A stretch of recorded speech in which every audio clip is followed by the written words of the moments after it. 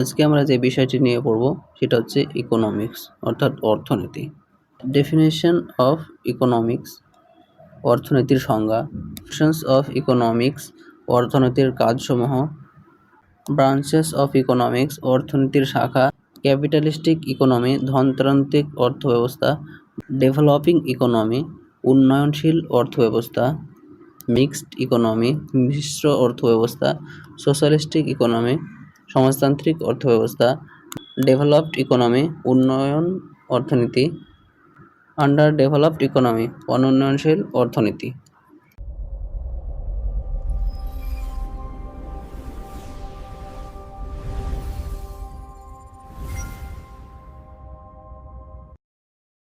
অর্থনীতির উৎস অর্থাৎ অর্থনীতি কিভাবে আসলো। অর্থনীতি শব্দটি গ্রিক শব্দ ওইকোনমিয়া থেকে এসেছে। ওইকোনমিয়া দুটি শব্দের সমন্বয়। ওইকস যার অর্থ গৃহস্থলী এবং নোমাস যার অর্থ ব্যবস্থাপনা। অর্থাৎ আমরা জানলাম অর্থনীতি শব্দটি একটি নয়, এটি দুটো শব্দ থেকে এসেছে এবং গ্রিক শব্দ। একটি হচ্ছে ওইকস যার অর্থ গৃহস্থলী এবং অন্যটি হচ্ছে নোমাস যার অর্থ ব্যবস্থাপনা। অর্থাৎ অর্থনীতির মূল অর্থ হলো গৃহস্থলীর ব্যবস্থাপনা বা প্রশাসন, অর্থাৎ হাউসহোল্ড ম্যানেজমেন্ট। একটা বাড়ি চালাতে গেলে কিভাবে ব্যবস্থা করতে হয় সেটি হচ্ছে অর্থনীতি। পরবর্তীকালে এই ধারণা বিস্তৃত হয়ে সমাজ ও দেশের সম্পদ ব্যবস্থাপনাকে বোঝাতে শুরু করে। অর্থাৎ পরবর্তী সময়ে এই অর্থনীতি দেশের জন্য ব্যবস্থাপনার শুরু হয়। একটি বাড়িতে যেমন সংসার কিভাবে চালাতে হয় সেটি বোঝায়, ঠিক তেমন অর্থনীতি একটি দেশ চালাতে গেলে কি কি লাগে না লাগে ইত্যাদি বোঝায়, কীভাবে চালাতে হবে না চালাতে হবে। অর্থনীতির ইতিহাস, হিস্টোরি অফ ইকোনমি। প্রাচীন গ্রিসে অর্থনীতি সমাজবিজ্ঞানের অংশ হিসেবে আলোচিত হতো। অর্থাৎ প্রাচীনকালে অর্থনীতি ছিল সমাজবিজ্ঞানের মধ্যে। অ্যাডাম স্মিথ 1976 সালে তার বিখ্যাত বই ওয়েলথ অফ নেশনস এ অর্থনীতিকে আলাদা বিষয় হিসেবে প্রতিষ্ঠা করেন। তিনি অর্থনীতির জনক নামে পরিচিত। অর্থাৎ 1776 সালে তিনি একটি বই লেখেন, বইটির নাম হচ্ছে ওয়েলথ অফ নেশনস, এবং সেখানে তিনি এই অর্থনীতিকে আলাদা একটি বিষয়ে রূপান্তরিত করে, সেই জন্য তাকে বলা হয় অর্থনীতির জনক। ক্লাসিক্যাল অর্থনীতি, উৎপাদনের সিদ্ধান্ত চাহিদা ও যোগান দিয়ে নির্ধারিত হয়, সরকারের হস্তক্ষেপ নেই, ল্যাজিস ফেয়ার। ক্লাসিক্যাল অর্থনীতি কি? ক্লাসিক্যাল অর্থনীতি হচ্ছে একটি বাজারে আমি চাল বিক্রি করতে গেলাম এবং আমার কাছে আছে মাত্র 2 বস্তা চাল, এবং সেখানে 10 জন ব্যক্তি এসে আমাকে বলছে যে সেই চালগুলো নিতে চাই। 1 বস্তা চালের দাম 500 টাকা, কিন্তু আমি বললাম যে এই চাল বস্তা নিতে গেলে 700 টাকা লাগবে। তখন তারা রাজি হয়ে গেল 700 টাকায়। তখন এই চালের দাম বেড়ে গেল। অন্যদিকে 1 বস্তা চালের দাম 500 টাকা, এবং এগুলো খুব তাড়াতাড়ি নষ্ট হয়ে যেতে পারে। আমার কাছে এখনও আছে 10 বস্তা, এবং বাজারে প্রত্যেক দিন একটি করে মানুষ আসছে, তারা নিতে চাইছে না, তারা বলছে 300 টাকা হলে নিব। তখন চালের দাম কমে গেল। এটি হচ্ছে ক্লাসিক্যাল অর্থনীতি, এবং এতে কোনো সরকারের হস্তক্ষেপ থাকে না, সরকার একটি দাম নির্ধারণ করে না, সেটি হচ্ছে এই ল্যাজিস ফেয়ার। অর্থনীতির কাজ, ফাংশনস অফ ইকোনমিক্স। অর্থনীতি মূলত 3টি মৌলিক কাজ করে: প্রোডাকশন উৎপাদন, ডিস্ট্রিবিউশন বন্টন, এবং কনজাম্পশন ভোগ। প্রোডাকশন উৎপাদন, কাঁচামালকে ফিনিশড গুডস এ রূপান্তর করে আয় সৃষ্টি প্রক্রিয়া। উদাহরণ স্কুল শিক্ষকের পড়ানো বই, খাবার। উৎপাদন, যা উৎপাদন নয়, বাড়িতে নিজের সন্তানকে পড়ানো, গৃহিণীর ঘরের কাজ। ডিস্ট্রিবিউশন বন্টন, উৎপাদনের উপকরণ ও পণ্য সমাজ সদস্যদের মধ্যে যথাযথ বরাদ্দ করা যাতে সবাই সন্তুষ্টি পায়।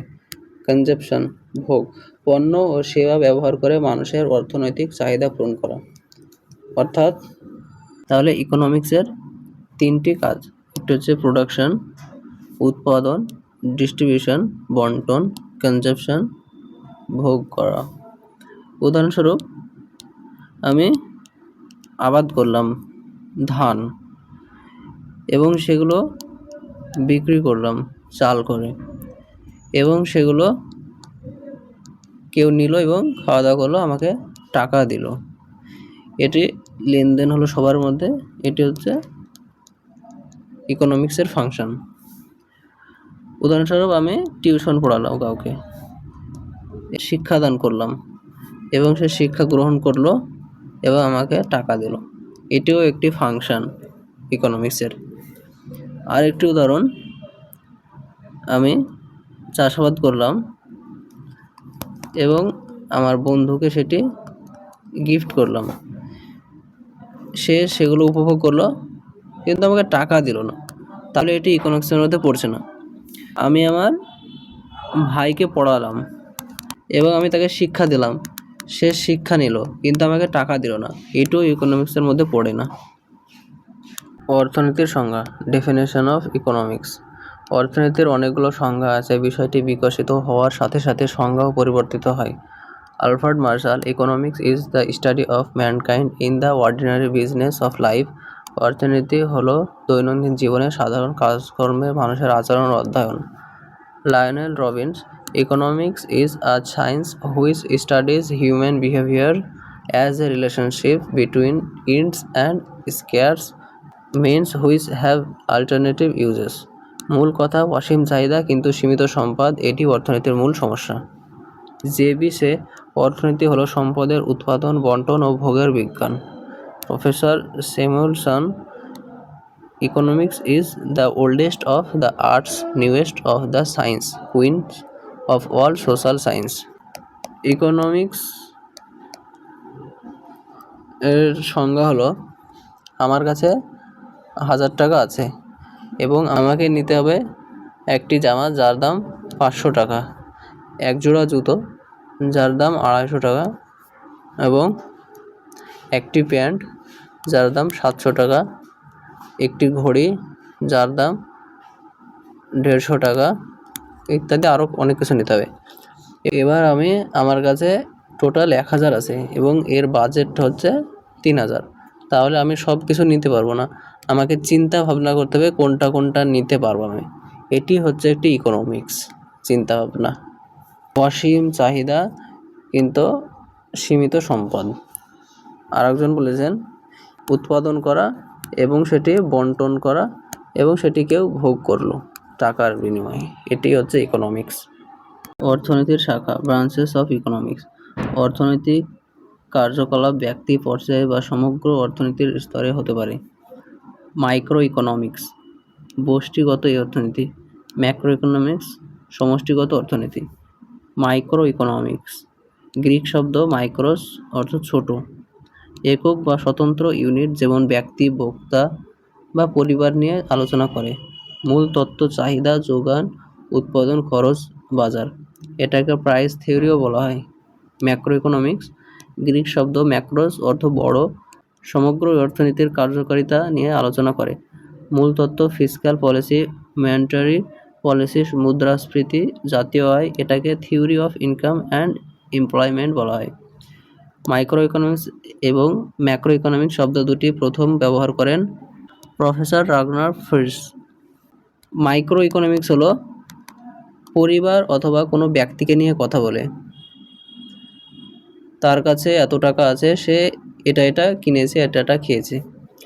আর ম্যাক্রো ইকোনমিক্স হলো দেশকে নিয়ে কথা বলে, বড় কোনো কিছুকে নিয়ে কথা বলে, যেমন ভারতবর্ষের 7% জিডিপি বেড়েছে, এটি হচ্ছে ম্যাক্রো ইকোনমিক্স।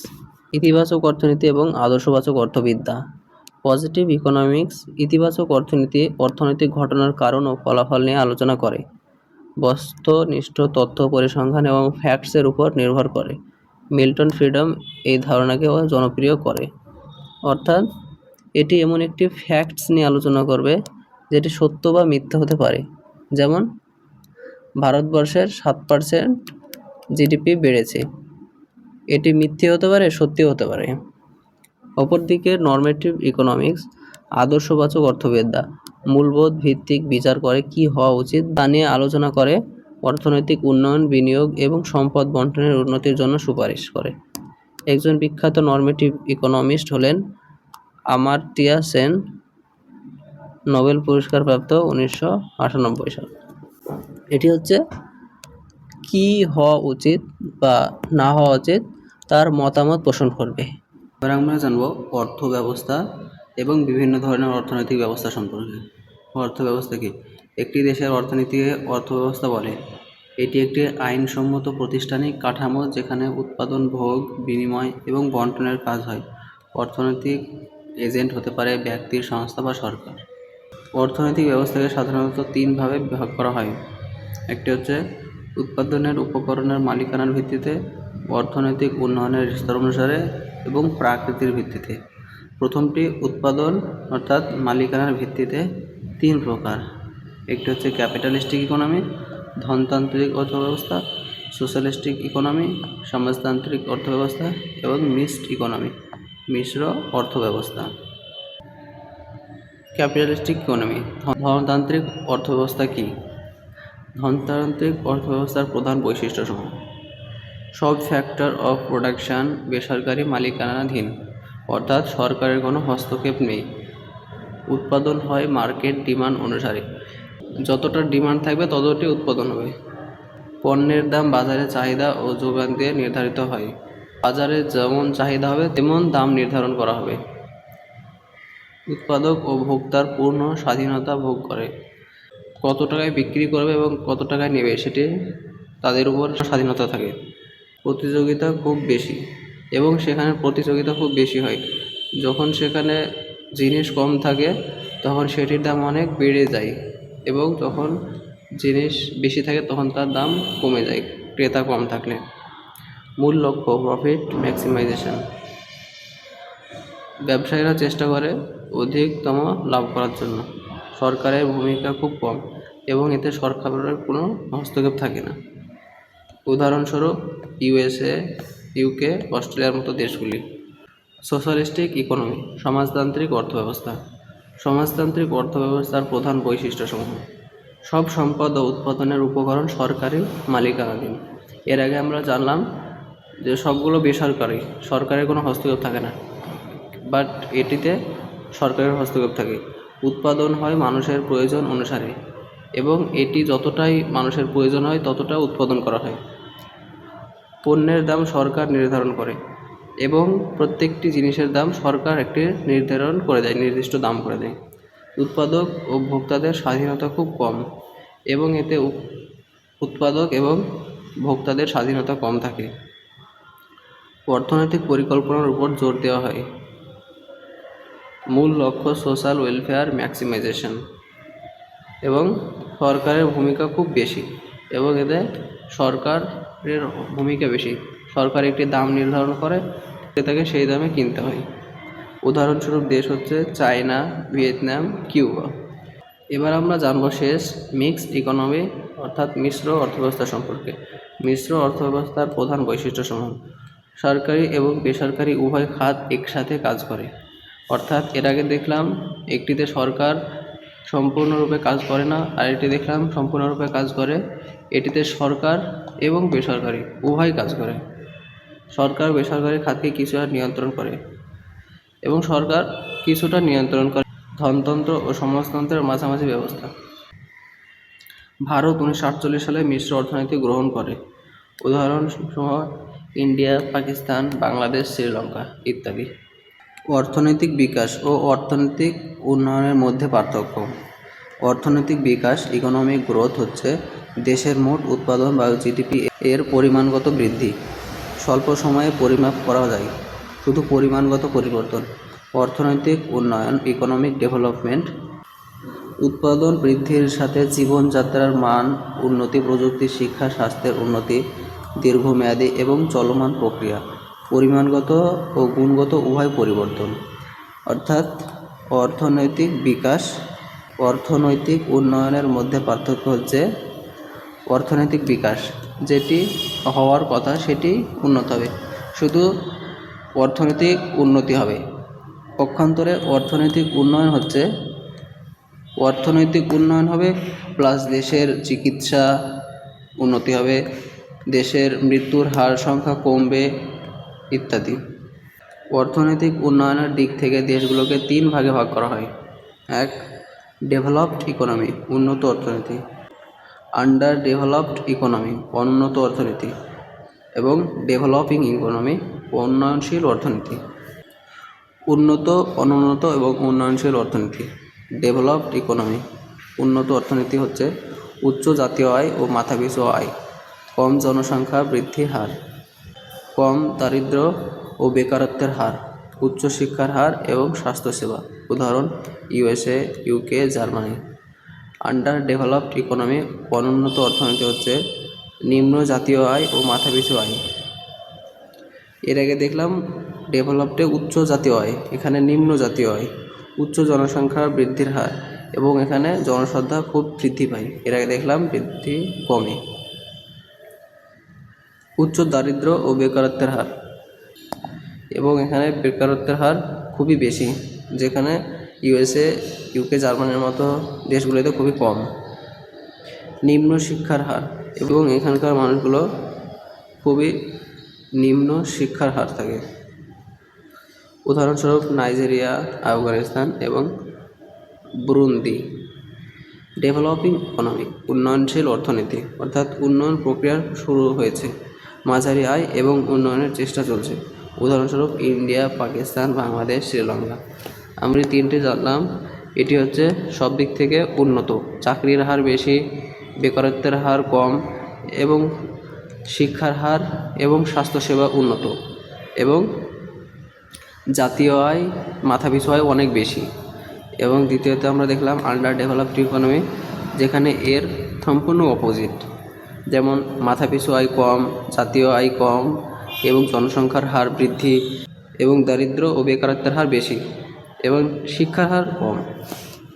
তারপরে আমরা দেখলাম উন্নয়নশীল অর্থনীতি, যেখানে সবে শুরু হয়েছে উন্নত হওয়া, যেমন পাকিস্তান, ইন্ডিয়া, বাংলাদেশ ইত্যাদি।